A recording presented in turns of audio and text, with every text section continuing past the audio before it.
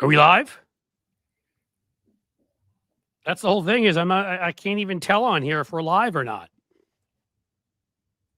All right, do not disturb is up there. I can't even tell on here if we're live or not. Are we live? Michael's joining us. Michael Martineau. We are live. We're doing it live. And M. Neal, Blue Out Media has joined us. Well, that's kind of them. Got some hearts. Larry, Citizen, Paula. Hearts are nice. Deb, I like them. Errol. Woohoo! All right, we got the gang here. Welcome, guys, to Amped Up. Amped Up with David Shuster. It's our new show. Another day. This has just been like, a lot of people think that this is like Christmas come early or whatever the analogy is. For people who are really into investigative reporting and emails and digging through transcripts and data, this has been like heaven. I know. I mean, this literally like the old line about Christmas, but it's like Christmas plus New Year's plus Hanukkah. Yeah. All in one. Yeah. So I'm going to do what you're doing right now, David, and see if I can't get a look at what all of the kind commenters are saying on our Patty Weber's joined us. Lawrence Winterman joined us. There we are. Woo. Oh wait. Yeah. So Cliff, now that we've had 24 hours, excuse me, to think about and to sort of take in some of these emails and some of the way the media has handled this. A couple of things stand out to me, and I was going to get your perspective as well.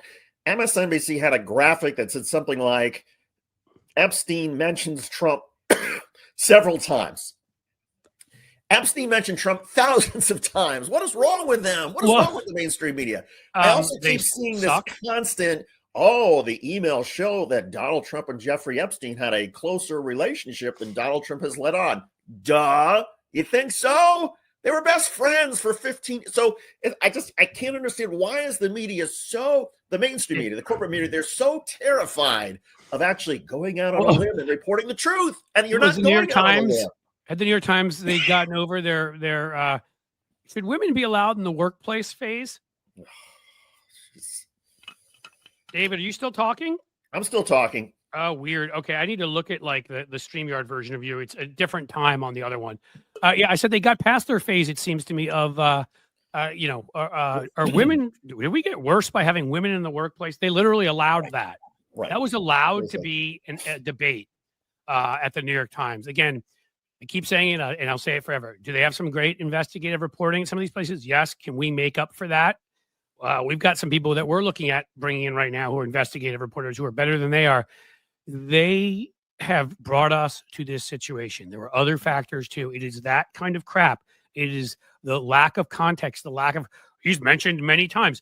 I mean, what else? You think maybe in that headline when most people are too busy and they only see headlines, you might have mentioned, in the headlines, you might have mentioned in there, Trump is only mentioned in convicted pedophile Jeffrey Epstein, or mention the fact that Epstein actually said something about how Epstein thought Donald Trump was the worst human being on earth who had no redeeming qualities. That's what Epstein. It's in his emails. I mean, if they gave people context, this isn't about ad hominems. It's if they gave the people the context and how awful this person is versus just screw ups by people, other people, whether they be Democrats, Republicans, all that. If they put it all into context.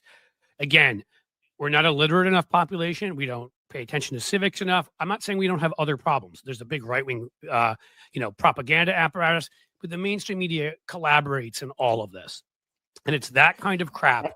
Oh, he's mentioned a few times. No, he's mentioned everywhere. He's mentioned as somebody who was alone with one of the victims. He's mentioned as somebody who they weren't worried was going to say anything, who wasn't barking like a dog, which even hearing that makes me upset.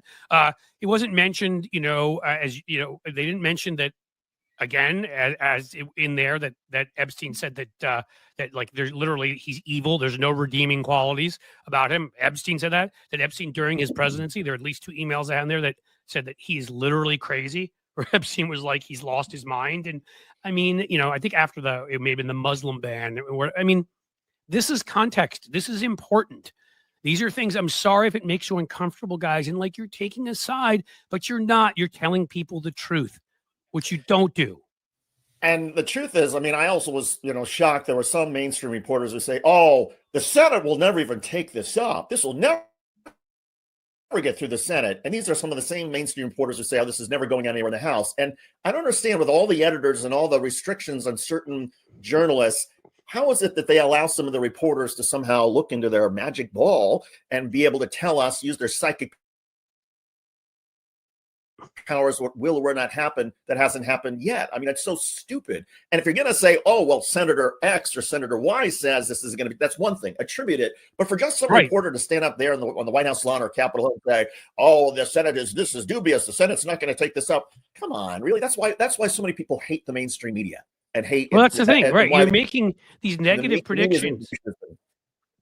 Yeah, you're making these negative predictions with no proof, no insight really to offer. Like, you're just hearing conventional wisdom around your little cocktail party crowd, and that's what you're repeating.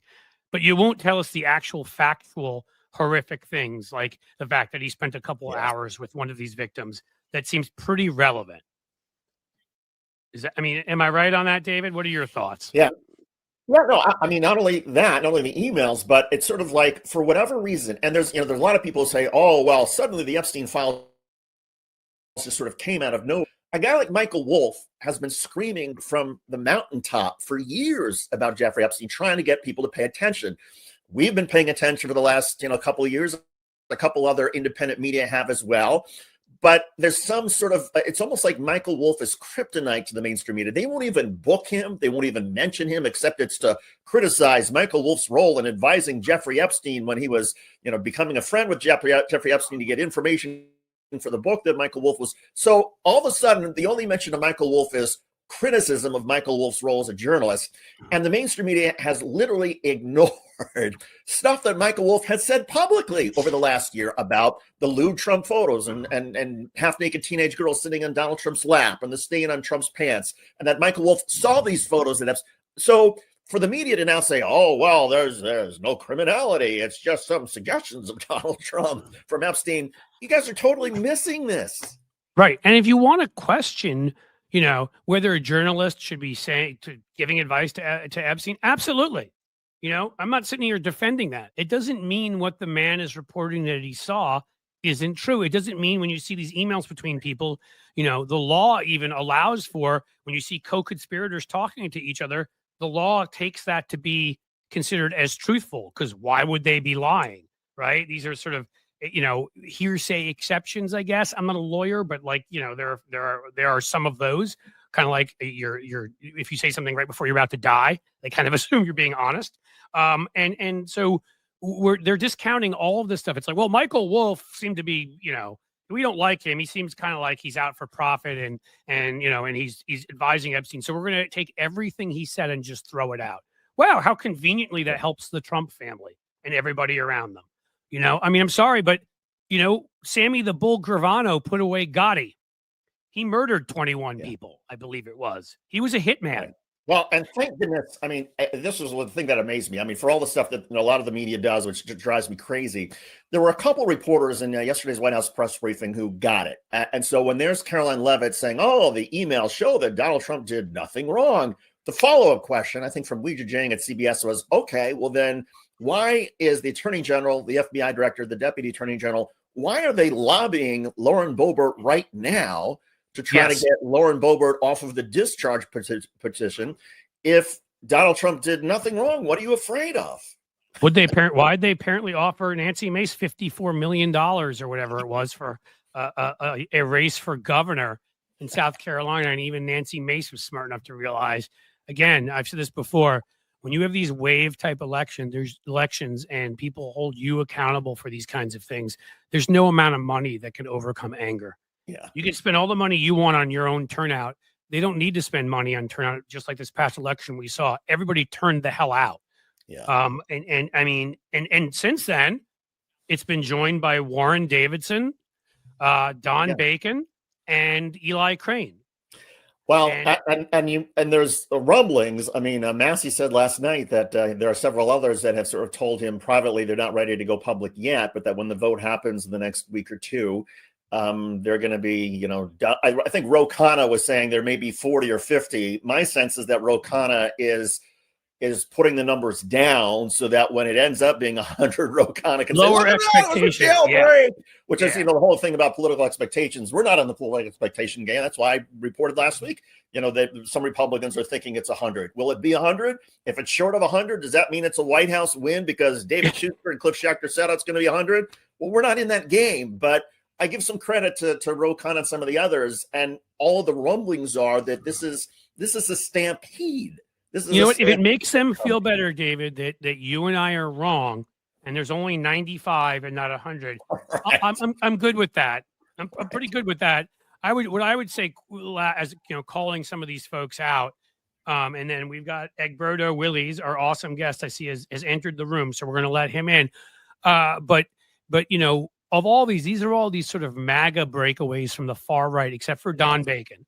He's the only one who's sort of a center right, although more right these days. He's given in too much. Conservative who supported Ukraine and whatever is not MAGA. There's maybe a half dozen to a dozen others of them. Where the hell are they? Right? Where's what's his name? Murphy, the one in the suburbs of Philly. Where like these other ones that walk around and pretend that they're still reasonable conservatives. Where are they? Why is Bacon the only one of that crew who's spoken out, and the rest of them are like far right characters? It's pathetic, really. If you can't do it on a subject like this, it's coming, guys. The freight train is going to run you over. So maybe you should think about getting on it. I don't know. And the Democrats, I have to say, we criticize the Democrats and the party and what they did with the fold and caving in on the shutdown. But the way they have handled sort of the rollout and the press and the sort of the buildup of the Epstein files, I think was sort of brilliant. Whether it's, some leaking some stuff last week, whether it's putting out the emails yesterday, whether it's sort of sprinkling it out as they're going to be doing over the next, couple of weeks, and every day or every other day, there's another email or there's another development, and sort of spacing it out so the story stays in the news. That's what you do. No, that's like brilliant. PR strategy. And I would hope, I'll say, and I swear to you, Egberto, we're saying hello in 1 second. Egberto, because you're awesome. But I would just say that from a PR standpoint, again, from a help, like the victims getting justice standpoint, other stuff, this may not be the right way to do it, and that has to be taken into account. All right, like we're in the business also of representing, making sure people get justice, but if you're looking at purely from a PR point of view, you would just do this up through the election. Just leak a little more. Just keep it out there the entire time. Egberto, how are you? Welcome. I am great, and man, I love the energy. I like watching you guys. But man, today you came with like substantial more energy, man. But that is great. I don't know, but Cliff, I can't remember several years ago. I think it was either Arizona or Philadelphia. Radio Row, Netroots Nation. Remember that?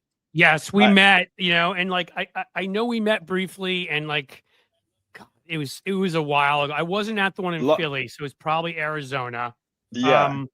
It was a while, and I remembered, and I was like, I'm pretty sure I've met him before, but you got to remember, Egberto, I'm an old guy now, you know what I mean? Just an old suburban dad, like I barely remember what I had for breakfast. I have to get, it's challenging, but no, I knew we met, but I didn't even remember it was at Netroots. I knew somewhere I'd said hello to you, but I didn't really feel like I knew you well.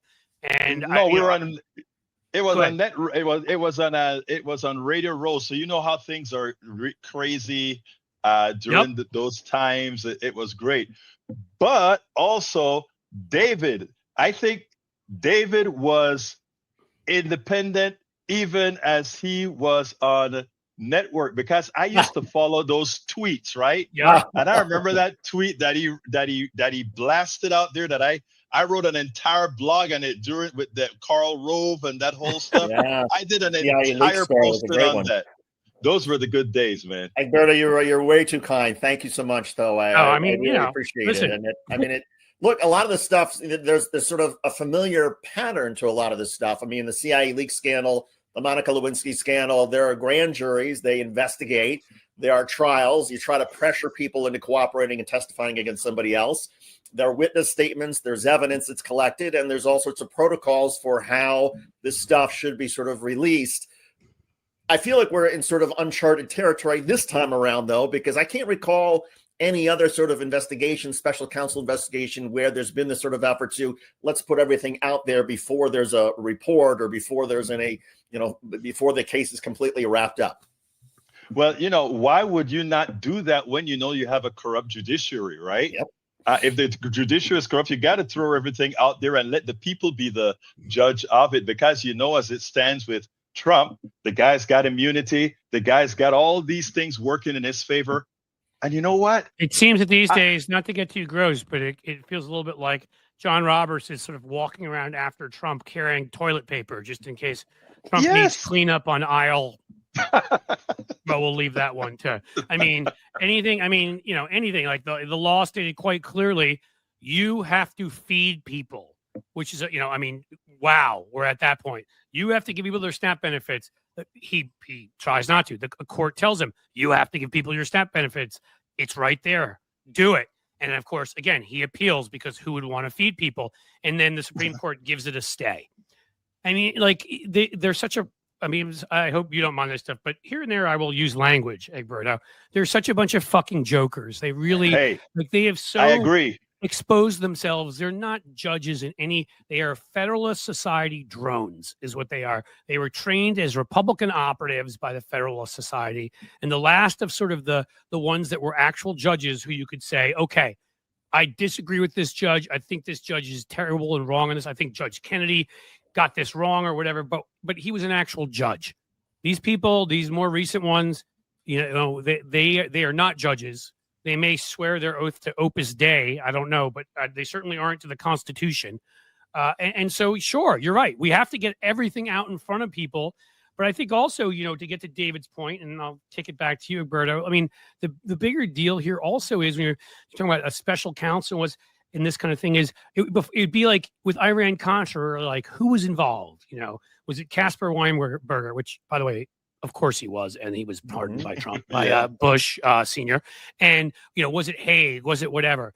We're now talking about complicity of an entire party. And that doesn't mean every single member of the party, but like dozens of members of Congress, at least, we're talking about. We're talking about, numerous members of the judiciary. We're talking about people we've found out, were being paid by Russia to do their commentary, your Benny Johnsons and your whatever. This thing goes so much deeper. And again, this just follows all of the patterns you may have seen where the EU just passed this new set of principles because they're, Operation Shield or Defense or whatever it is. They're realizing that they can't rely on us anymore. They realized it a while ago.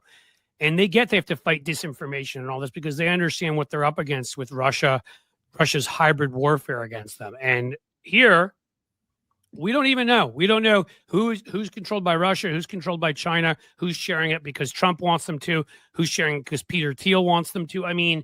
It's a mess, but the whole right, to get this right eventually, there needs to be a Truth and Reconciliation Committee, which I believe Eric Swalwell has proposed, because there's so much criminality, whether it's trafficking, but also on the financial front, on the corrupt practices in Congress. It's just how we let ourselves do this again is just unbelievable to me. And sorry, that was a big speech. I make them. No. Go ahead, Egberto. Let me tell you, man. Here's what I find offensive. It's only been 10 months, just 10 months, where all this damage was done in 10 months. You know how long it's going to take to recover from this? When we get a chance to recover, it's going to be forever. But to even nail a bit further, the fact that the rest of the world is disassociating with the United States. I'm originally from Central America, and to watch what we hear for news here. Did you hear the Colombian president? Oh my God! Did you see that? Did you see that, David? White House of pedophiles. Amazing. Yeah, he actually said his neighbor Venezuela against. Really, more than that, defending that. And I think David was one of the first people I saw do this. So credit where David, you just called it what it was: murder. I mean, we are murdering people Yeah. in international waters. There is literally, we are violating international law. We are violating American law and our Constitution. There is literally no standard of evidence. There's no congressional input. They're just bombing sailing, like sailboats and whatever the hell they feel like. And shockingly, somebody else from Central America, from Colombia, probably senses a lot of it has to do with the skin color of those who it's happening to, is pissed. I don't blame him. Well, that is standard modus operandi, right? I mean, there are certain lives that matter and certain lives that don't. That has always been United States policy. In Panama, we had no problems bombing the holy what out of Panama City and Colón to get Noriega. That's a good point. And You forget that Grenada was a very serious threat. Oh boy, tell me about Grenada. If we hadn't gone into Grenada to take people, to get people to stop looking at Iran-Contra, would we even still be here as America with what Grenada was building up? That is funny. That is funny. I have to be sarcastic at times because it's so utterly fucking ridiculous. Some of the things that these people justify, and again, as David and I have talked about, corporate media, it's only gotten worse as Republicans have gotten more fascist, and those two things have kind of reinforced each other.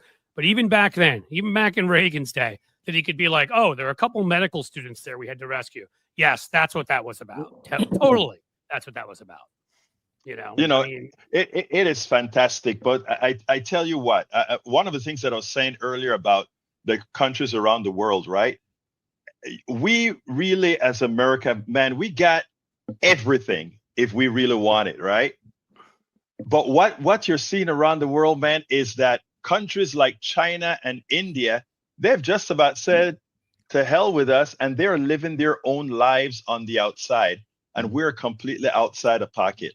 And we as a people don't know what's going on in Peru or Chile or Argentina and all these other places. If we even know those places exist, which I'd love to see a poll on that, because we're not teaching civics anymore. It's international affairs aren't important. Well, I think a great point that the rest of the world is recognizing things about the United States that our own citizens, our own media can't recognize. And to sort of bring it back to, we were talking a moment ago about the Epstein case. One of the things that so bothered me, and I think this sort of ties in, Egberto, to what you were talking about with the, with what's happening in Venezuela and the bombing of the boats. So the media was so obsessed yesterday, consumed with the Epstein files, because they were looking for evidence of Donald Trump's criminality. Yet you go back to any other story, talk about, the bombing of the boats, talk about throwing out due process, trampling on the Constitution. Donald Trump is engaged in criminality, his administration, every day of the week. But the media doesn't want to bring the same energy and enthusiasm to that, because I guess maybe because it doesn't involve sex. Or it's like a needle in a haystack finding that Trump criminality. It's so difficult to spot. Right. David and Cliff, you guys have here that you can pull if you want. I ain't got none. I can't pull here. What David just said is magic. Maybe you already did pull your hair. Maybe, right? But what David just said is magic. Imagine if we were to treat everything else that this guy is doing criminally as we want to try to find something in the Epstein files. We didn't have to wait for the Epstein's files. Right. There is so much out there that we could be saying criminal here, criminal there, criminal everywhere that you step. But you're right. There's an emoluments clause. It's like, it actually exists. I've read it. I know it's there. They can't just sort of cut it out of every version and make it disappear. So, pick what you want to talk about.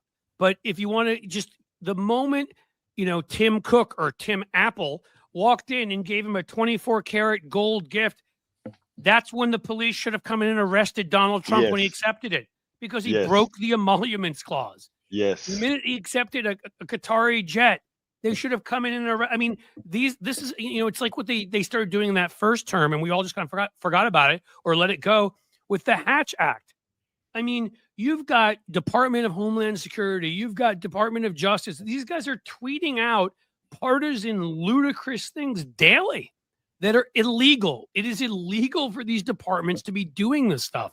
And we've just, the media just fucking shrugs at it. Yeah, the media sort of normalized it. We've sort of sane washed it out of, oh, that's just Donald Trump. When what I think we needed from the beginning was a far more aggressive media that would say, you know what, Donald Trump wants to sue my news organization or this one, fine, but we're going to call a spade, and we're going to be fearless about reporting what is criminal and what Donald Trump is doing. And I'll be the first to say Donald Trump does so much shit on a weekly basis. It is hard to keep track of the Qatari plane, the White House destruction, immigration, the Epstein files, the emoluments, the crypto schemes, the selling off of the new ball. I mean, it goes on and on and on, but the media can't just sort of throw up our hands and say, oh, well, there's just too much. We're just not going to pay any attention to any of it. We're just going to treat them as if it's normal. You can't do that. It was planned, though. Steve Bannon actually said that's what they were going to do. Yeah, flood the zone with shit, right? Flood the zone, yeah. But you know what you could do, again, and I know this would be very tough for our corporate media friends, because you'd have to do this strange stuff like give people context and nuance. But what you could do is keep a running count so that each one is added to the older ones. And every time he does something, which is about every 6 hours probably, and I'm probably being generous, I'm sorry, but you keep an ongoing list on the manner in which this man has ignored, broken, the law, the Constitution, international law. I mean, you can't just be like, we're going to write about it. This, and that's always the thing. Well, we wrote about it. Great. You wrote about it 2 or 3 times, and then you let it go away, and it's ludicrous because, again, he's being protected right now in the end in like a mob-like fashion by the Supreme Court. And I'm sorry, but a bunch of these things, even with the Supreme Court's ridiculous definition of immunity, that much like Citizens United and much like, McCutcheon, about 10 other decisions that they've come across or that they've issued, has literally nothing to do with our history, is historically false, is utter garbage, and made up by these so-called originalists. But at least what we could do is try to within that scope of immunity that's ridiculous. First of all, keep a historical record of all this stuff, because that's a bullshit decision that will be undone at some point. But second of all, a number of these things he's done have not been within the scope of his officially being president, and he could be prosecuted for still, even under the ridiculous Supreme Court doctrine they have here. But they won't even do that. There's something that you said, Cliff, that I kind of want to pass and ask David, because being someone that was inside mainstream media, I find a lot of good mainstream media reporters.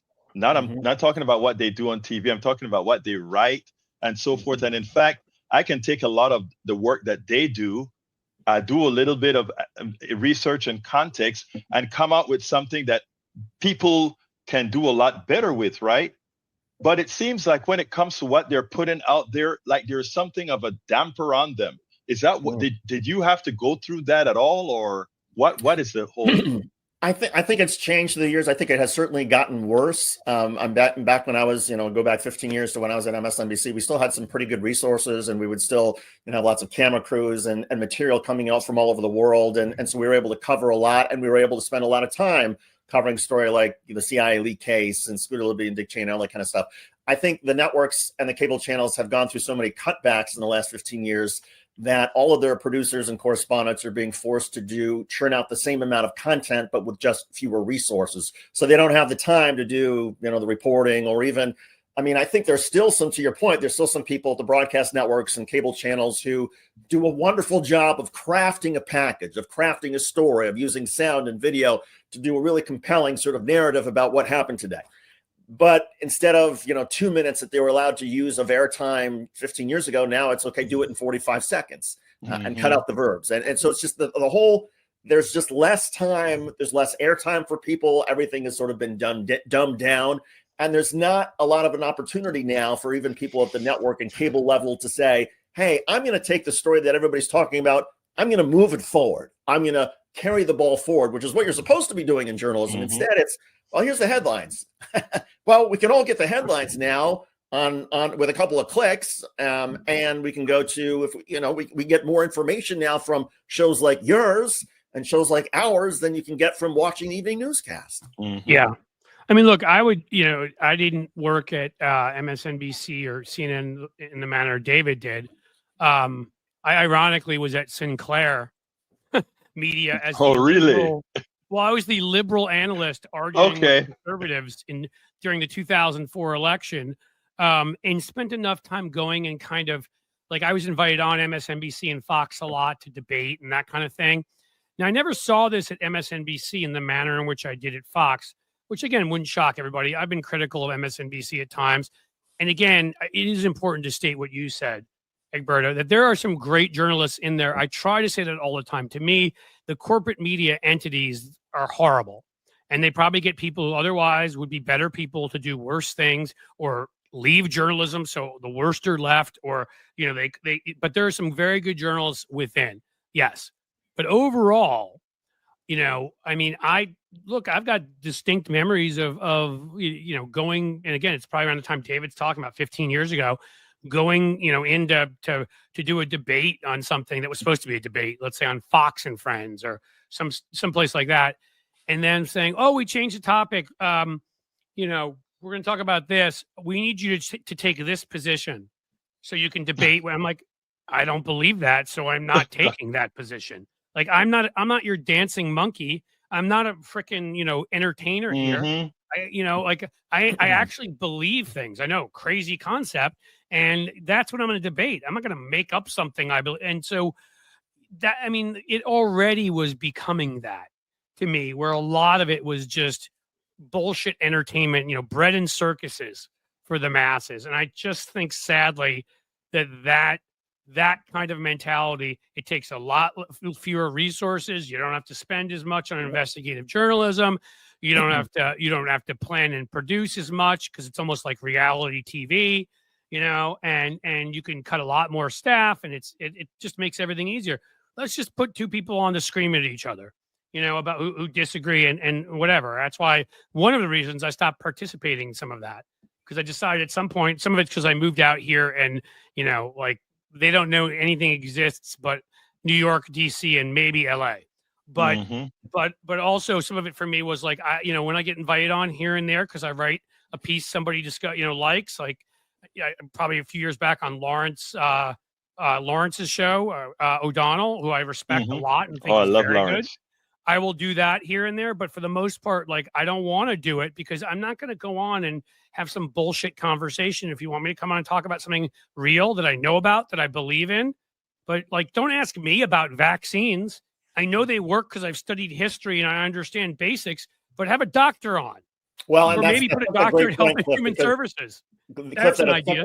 That is such a great point, because if you look at the evolution of, say, cable news, when I was starting out at CNN, for example, back in the early 1990s, if CNN was doing a story about France, we would find America's foremost French scholar to put on the air. If we were talking about the economy, we would find the economic scholar. We would literally go to them to talk to them, or we would invite them into a studio and would send them a satellite truck so that we had the biggest expert we could find to talk about the given subject, the person who was most informed.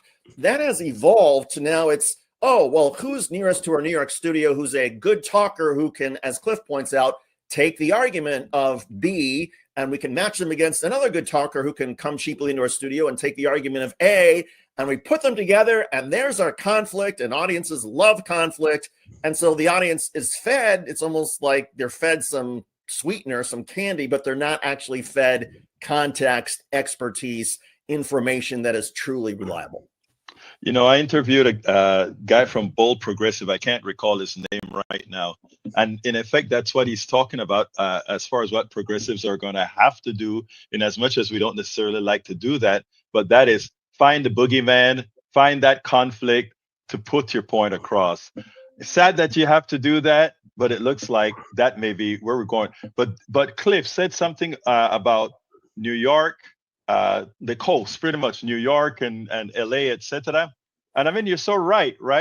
We are not getting there. There's so just too often the way the media is run today. it leaves out going to meet a whole lot of people where they are. And I think you nailed it when you said that. Well, remember, after 2016, I mean, again, it's like, look, guys, Trump lost the popular vote by 2 million votes. Okay. He won Michigan by like, what was it, 10,000 votes? Yeah, very few. Wisconsin, something similar. Like one of those places he won by like 3,000 or 4,000 votes. Oh my God, he won Pennsylvania by 65 or 70. So now he's some avatar of the heartland who understands everywhere out here. And they chose the political paleontologists chose Ohio to be their little laboratory. They're like, let's go do some Jane Goodall shit.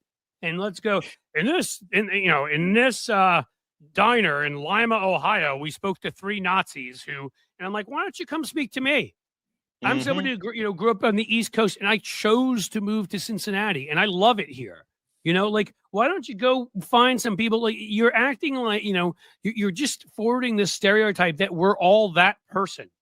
And clearly, even though that was the first election where Ohio wasn't a swing state, I think we lost that one by 7 points or so, 7.5 points to Trump. Well, if you lost by 7 or 7.5 points, I have news for you. That means I think it was 1% for whoever 53-46 or whatever it is. That means 46% of us voted that time for Hillary Clinton. Maybe that means that's enough people that you should go speak to some of them too. I don't know, crazy idea. And that's what's so frustrating. Like, it wasn't like just everything is red or blue. It wasn't like, oh, that happened. Well, now Ohio's red, so everybody's red there. And you're just like, what do you? They simplify it. It's so stupid. And the problem is it makes people stupider. Right. Because that's how they end up seeing things.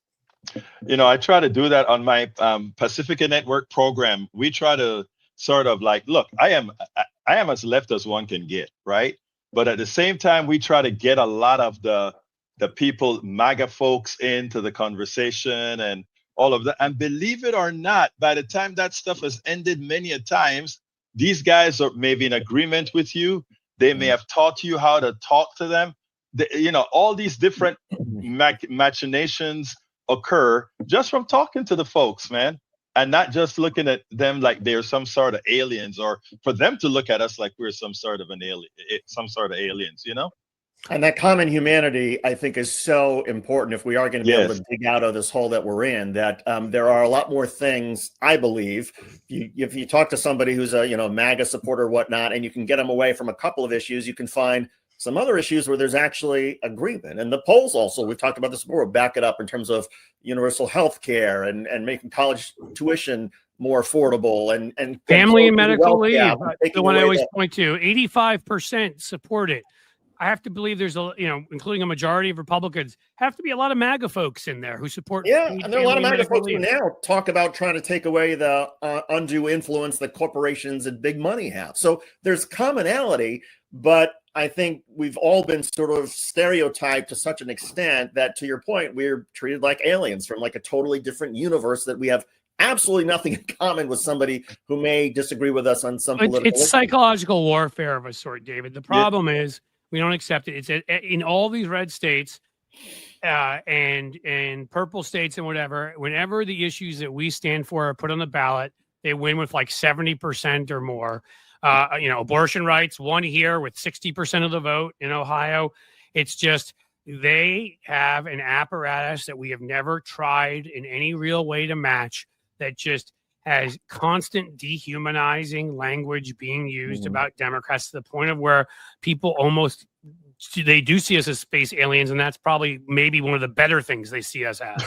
They see us as the kind of dehumanizing sort of, people forget that the radio stations in Rwanda were broadcasting about the Tutsis, calling them cockroaches when they wanted to encourage the Hutus to kill them. They were dehumanizing them. Hitler was referring to Jews as rats. It's like when Trump talked about some of the immigrants as an infestation. These are things in history that inevitably lead to that. When you can get someone to see anybody else as less than human, that's where the danger zone comes in. And so it's that propaganda. They still believe in a lot of the things we believe, but we're split up because so many of them have been propagandized. And that's why our lack of willingness to take on in any real way, the way Western Europe just did, disinformation. And guess what, everybody? They've got free speech. They banned Nazi symbols in Germany, but somehow still have free speech. The way that we refuse to take on, some of the mass kind of propaganda orgs that hide behind media credentials when they're nothing related to that. They're just vast propaganda networks. And the way that, anybody's free to express their opinion, but why the folks on our side have done nothing when they've seen the effects of what that's done. They've done nothing to counter it. We have some people invest in Media Matters and Center for American Progress and Planned Parenthood, but nothing compared to what the infrastructure that exists on the right. I'll just end that little thing by saying there was a time, and it wasn't that long ago, where Frank Church got elected. I believe it was in Idaho. George McGovern got elected in South Dakota. I want you to try to imagine that happening today. And it couldn't, because Democrats are all space aliens to them.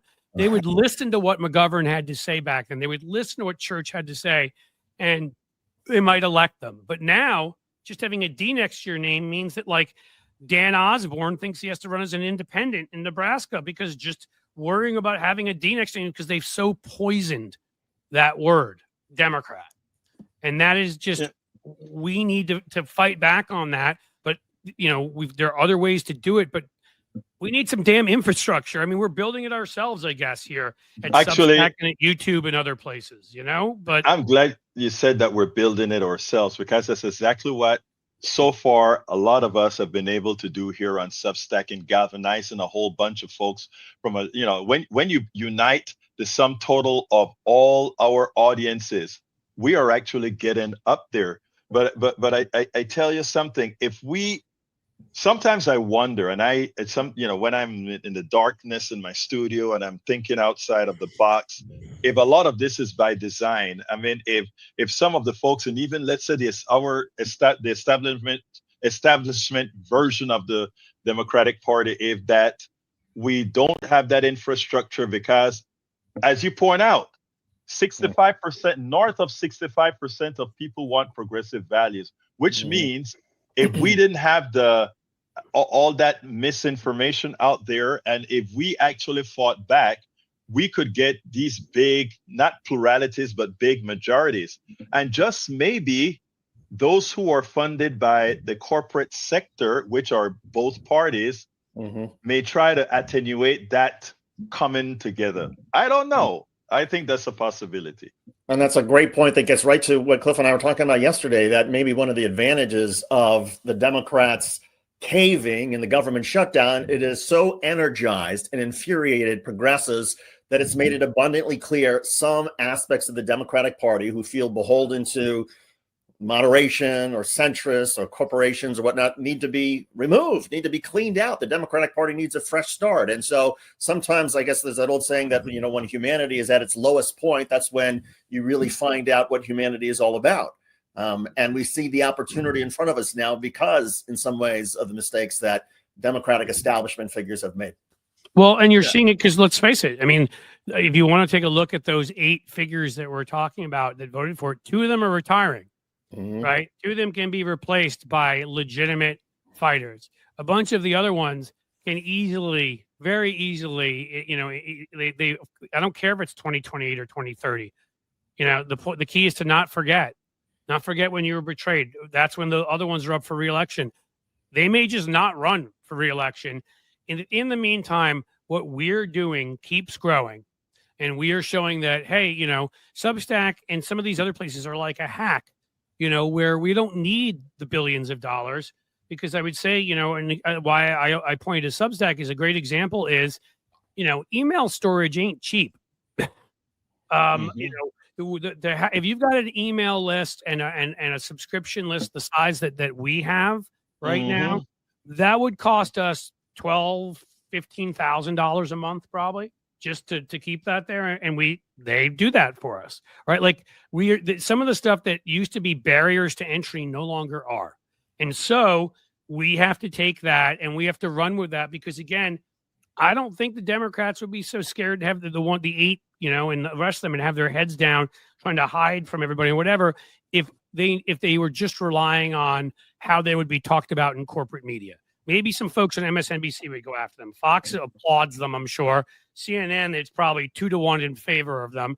On talk radio around the country, they're probably heroes, whatever. But guess what? Independent media out there, podcasts, Substack, YouTube, TikTok, we're the ones giving them hell. And, before any of this stuff even happened, Chuck Schumer, come on, he was behind it. Let's all be adults here. Mm-hmm. I'm not going to even go into all the rest of the evidence. I'm just going to point out that his number 2, Dick Durbin, was there voting for it. And that does not happen in Washington. Your number 2 doesn't say, I'm going to go do this. I've always listened to what you've told me, but I'm just going to go do this and not listen to you. And it just doesn't happen. He would do what Schumer told him to do. Schumer's behind this. And the interesting thing is AOC was already up by 19 points on him. Back in. You think she's going to run? Well, I'm not sure, but I was going to say she was up 19 in a poll they did somewhere in the time. I feel like it was in the summer. What do you think that number is now after this? My guess is she's up 30. I think she wants to run for president, so I'm not sure. Yeah. But my point to you is she may be the most charismatic out of any of them, but New York's a big state. If you think you can't find 5 other people that politically can beat Schumer to can pulverize him in a Democratic primary, I promise you they're there. Besides AOC, and then there's the one I've been talking about that I've been so impressed by. Tell me where to sign up if I could convince Chris Murphy to be our leader now. He right away came out and said that they were betrayed, that it would make Trump stronger, that it was terrible. The kinds of things about his fellow Democrats. And you could tell implying Schumer somewhat even more so because they're states next door to each other and have dealt with each other on regional caucus type stuff. And he already had done this, but I'm going to read this. He went to New Hampshire, which I'll admit upsets me because that kind of tells you what he's looking at. I wish he wanted to be minority or majority leader. I think he wants to obviously be president. But, our job right now is to fight. We have to show people who they are and who we are. And it does involve a level of fight and sometimes a level of confrontation that can be uncomfortable. Democrats have hurt themselves by relying on overwrought, consultant-driven messaging. What was our message on prescription drugs? Probably you never remembered, Murphy said, before mocking Democratic talking points about the bill at the time.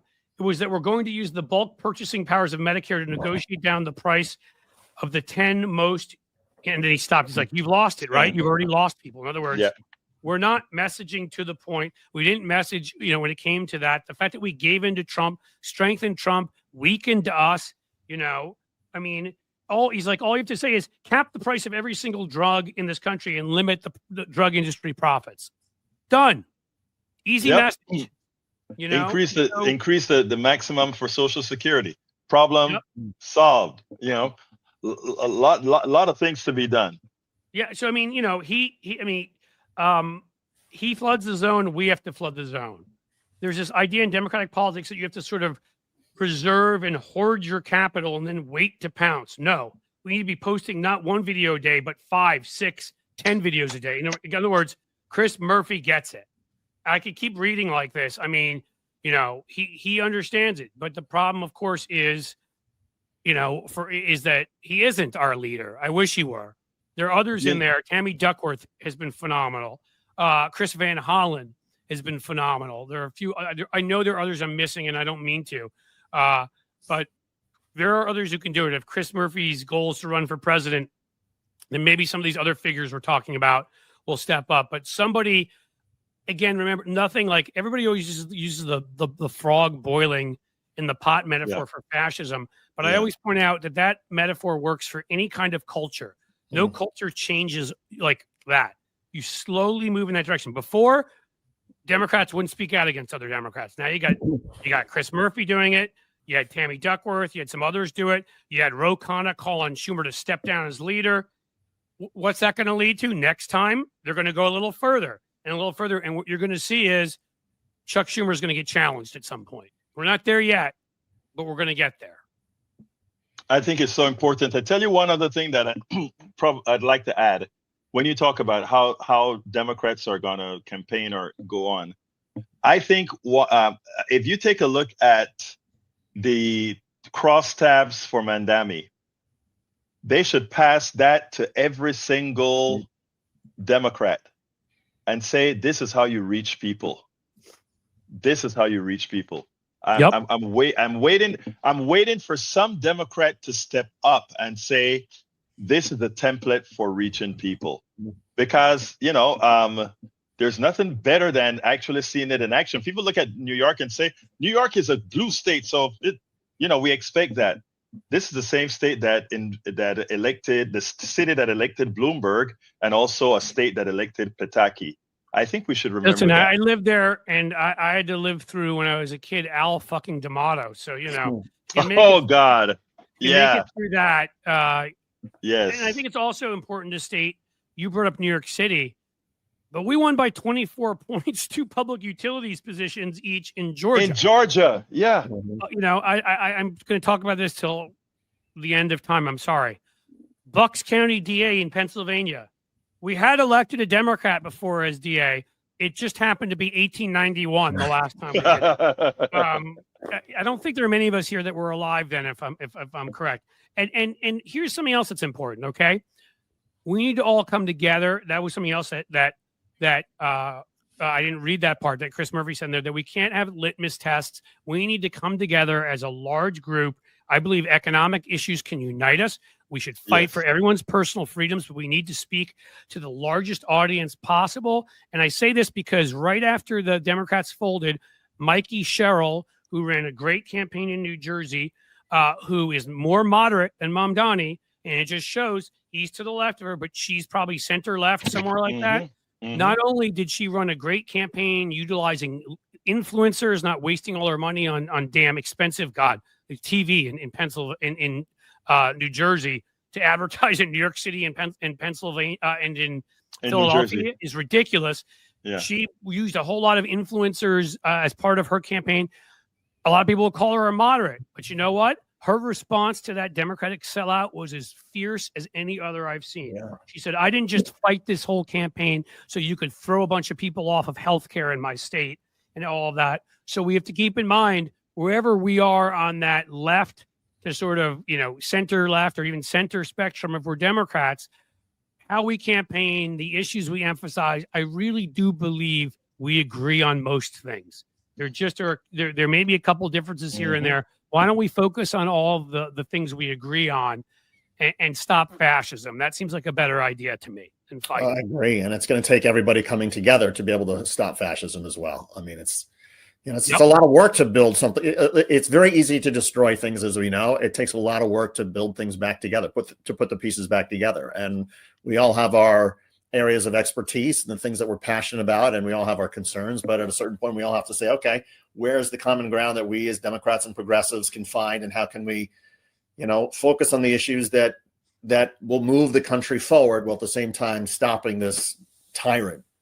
So, yep. And, the people around him who shoot puppies in the face, and I think they're the most write letters about what terrible. Speaking of people around him, Sean Hannity, Egberto, did you see Stephanie Miller on Sean Hannity last night? Ooh. No, I didn't, but I thought David was going. Cliff was going to play that. I was hoping to hear that. I heard it was Boss. Cliff, can you play it? It was remarkable. Yeah, I think Cliff can play it. Cliff may screw it up. I can't believe I'm talking about myself in the third person, by the way. Please, folks, please don't take that. For everybody who doesn't know, Stephanie Miller, she is one of the progressive radio stars and has been for many, many years. She's got syndicated shows all over the place.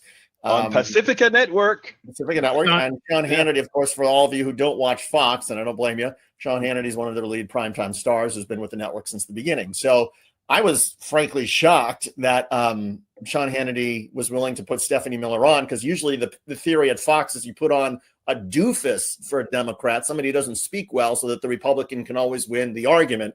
Stephanie is as sharp and talented as you will find in broadcasting. Watch this. All right, so I do have a question. I tried to get an answer out of you on radio. Okay. The question is, when did you notice Joe Biden's cognitive decline? And don't change the subject and deflect. When did you really notice it? Well, I think it was through all of the times that Donald Trump has fallen asleep in public and talked about, magnets getting wet in the last few, oh my gosh.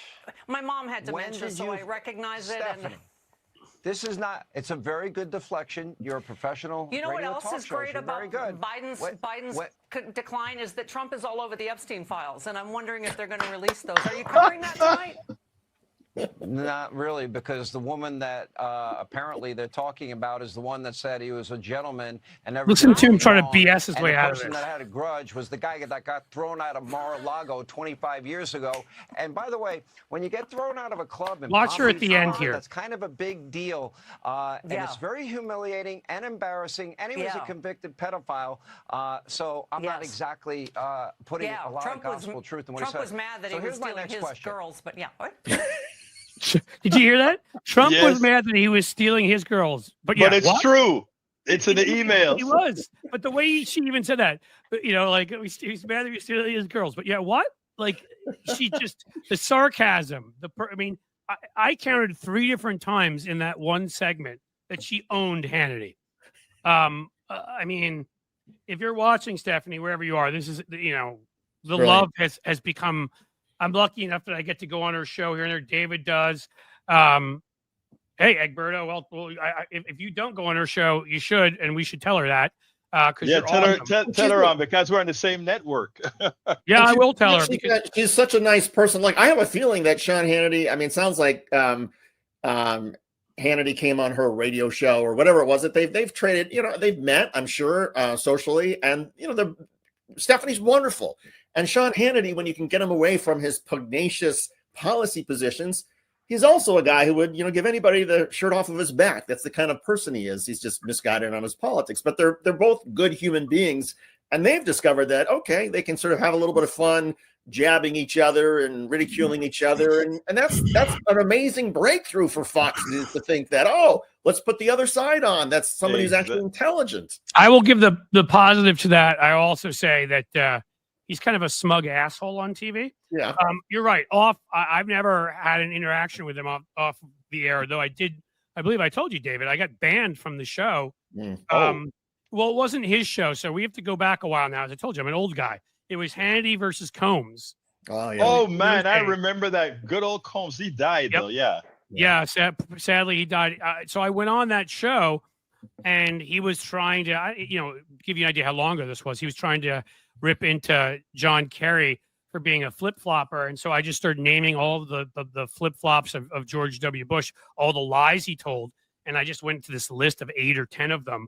And Hannity got so pissed off. He's like, what? He started trying to go after me. He's like, what about you? I'm like, why don't you ever let Alan talk? What, are you scared of him? Or something like that. And then we get during the what do you call it? The end, with the end credits.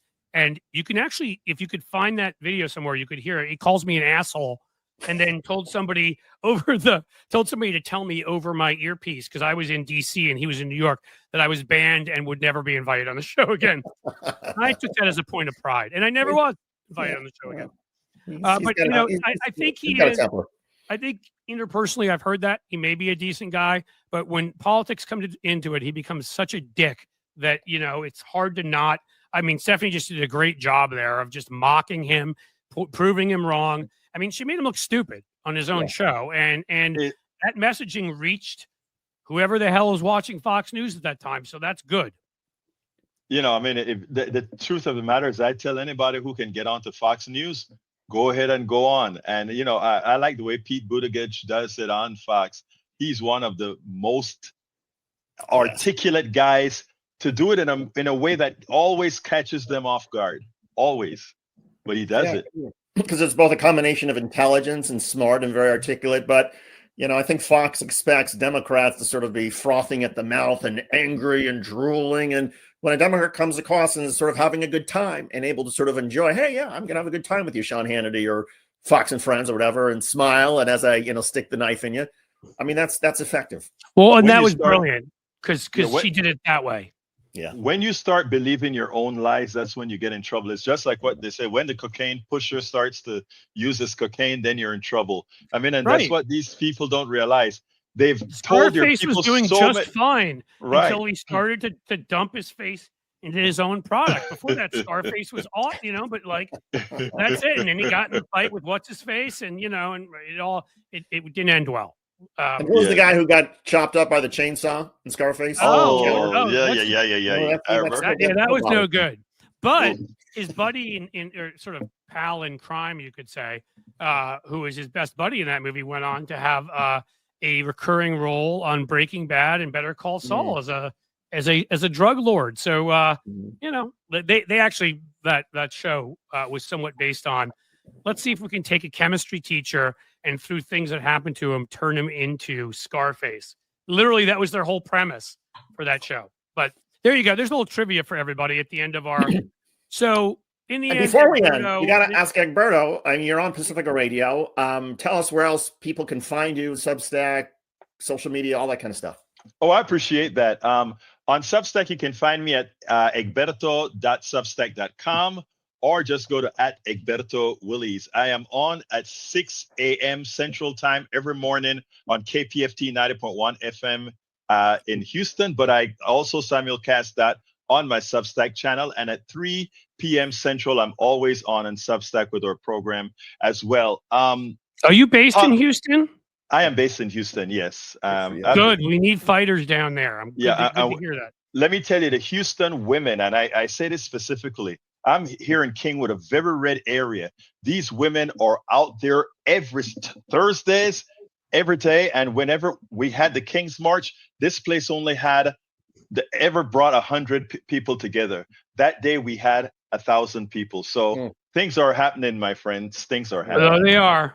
They are. There's no doubt. So they know where to find you there. They know where to find you on your radio show. We'll share all that. We'll be sending out a newsletter, as we always do, to our Substack subscribers. If you haven't subscribed, blueamp.co, please do. And so we'll, they'll get to see this video, and we'll kind of round it up a little bit. And to Mario Rivera, who just joined our show here at the end, we love even you, Mario. Go back and watch the rest of the show. Mario, you caught a great minute or two, but you know what? There's just so much more. And seriously, I agree with David. There's no criticism there. I'm glad you were able to get here.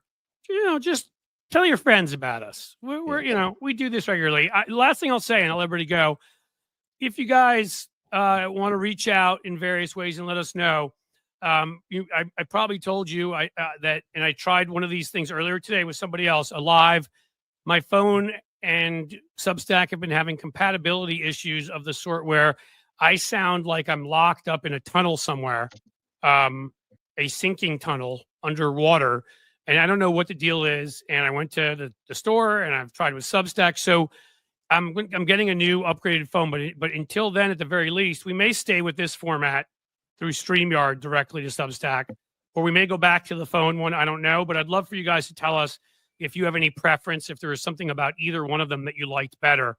Because obviously, hey, we want to keep everybody happy and keep you coming by and keep people like Egberto having a willingness to join us on our show and be seen with such scoundrels like us. So Allie Leonard says it, you sound better, Cliff. So sounds better. Yeah. I think it does. I maybe when I get the new phone, upgraded iPhone, I'll try it, but maybe I won't. I don't know.